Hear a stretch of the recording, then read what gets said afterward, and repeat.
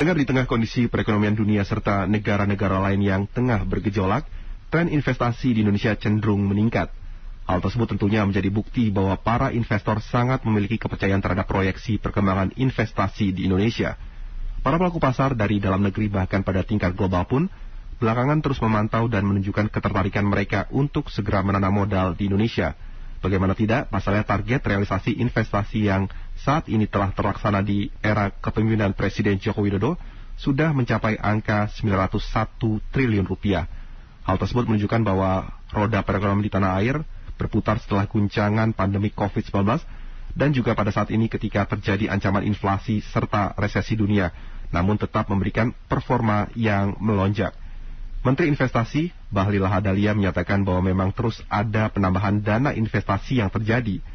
Dirinya menjelaskan pada tahun 2021 saja dalam RPJM dicatatkan kalau dana investasi yang ada di Indonesia mencapai 856 triliun rupiah. Kemudian menanggapi besaran dana tersebut, Presiden Joko Widodo langsung mengerahkan Menteri Investasi untuk meningkatkannya lagi menjadi setidaknya 900 triliun rupiah. Namun justru target tersebut sudah terlampaui karena saat ini dana kelolaan yang ada sudah mencapai 901 triliun rupiah. Lebih lanjut, Bahlil memberikan apresiasi setinggi mungkin kepada Presiden Jokowi karena komitmen beliau untuk benar-benar meningkatkan dana investasi di tanah air dan memang terbukti berhasil. Salah satu hal yang menjadi bukti konkret atas komitmen tersebut adalah adanya berbagai upaya untuk terus menggenjot peningkatan sektor perekonomian bangsa. Data yang telah dirilis oleh Kementerian Investasi mengenai bagaimana kenaikan pertumbuhan ekonomi di tanah air menunjukkan kalau ada kesuksesan kenaikan ekonomi hingga senilai 5,01% pada kuartal pertama di tahun 2022. Tidak bisa dipungkiri, hal itu bisa terjadi karena belakangan memang terjadi kenaikan konsumsi masyarakat yang cukup besar, apalagi lapangan pekerjaan yang belakangan terus terbuka sangat lebar. Menteri Investasi Bahlil Lahadalia mengatakan bahwa sektor konsumsi sendiri memberikan sumbangsih sebesar 54% dari keseluruhan peningkatan perekonomian Nusantara.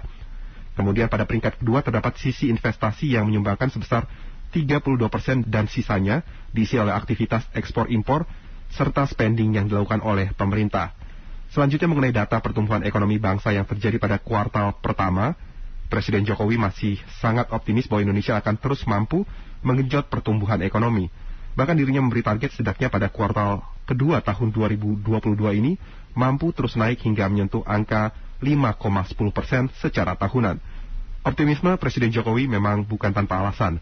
Salah satu alasan kuat adalah pemerintah sendiri sudah memberikan komitmennya untuk terus menjaga keadaan inflasi yang terjadi di tanah air agar terus berada di level yang relatif aman.